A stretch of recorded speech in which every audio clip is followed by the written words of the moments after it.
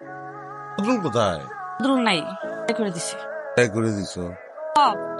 বেতন দিয়া কইছি এ বাড়িতে যাতে না আসে, যদি আসে তাহলে আমার খুন করে ফেলবো। আমি বুঝতে পারতেছি না, চেয়ার কোথায় দিলে আমার? আর হচ্ছে আমাকে শোনি, আর আমি ওরে দিয়ে দিছি। আরে, তো- এই,